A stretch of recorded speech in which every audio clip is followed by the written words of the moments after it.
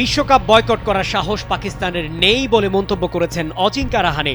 আর পাকিস্তান শুধু কোলাহল সৃষ্টির জন্যই বিশ্বকাপ নিয়ে সিদ্ধান্ত নিতে দেরি করছে বলে মনে করছেন ভারতের ধারাভাষ্যকার ও বিশ্লেষক হার্ষা ভোগলে।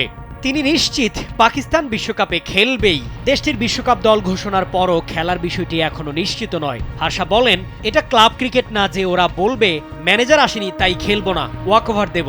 এটা বিশ্বকাপ, তারা বলতে পারে না আমরা ভারতের বিপক্ষে খেলবো না। পাকিস্তান না এলে তাদের ক্রিকেটে এর বিশাল প্রভাব পড়বে।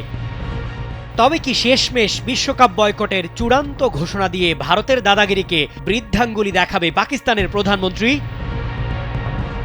ভারতীয় ক্রিকেট পোর্টাল ক্রিকবাজকে হার্ষা বলেন, পাকিস্তান বিশ্বকাপ খেলতে আসবে। আমার মনে হয় পাকিস্তান না এসে থাকতে পারবে না। আমি মনে করি না তাদের সেই সাহস আছে।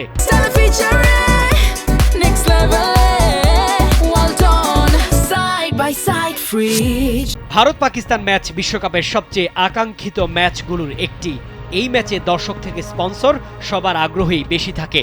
বিশ্বকাপে এই ম্যাচটি না হলে আইসিসির আয় কমে যাবে বলেও ধারণা করা হচ্ছে। হার্ষা অবশ্য বলছেন, পাকিস্তান বিশ্বকাপে না এলে কেউ তাদের অনুরোধ করবে না। পাকিস্তানও জানে তারা বিশ্বকাপে খেলবে।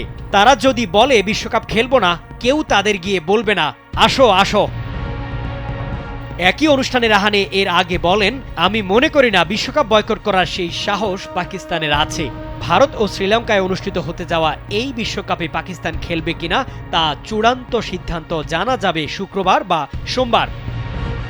তাই তো আইসিসির দ্বিমুখী নীতির কাছে মাথা নত না করা বাংলাদেশ সহ বিশ্ব ক্রিকেটের ভক্ত সমর্থকরা এখন তাকিয়ে নিজেদের অধিকার আদায়ে সেই পুরনো শেকলটা ভেঙে দিতে পাকিস্তানের আরও একটা কড়া পদক্ষেপ দেখার অপেক্ষায়।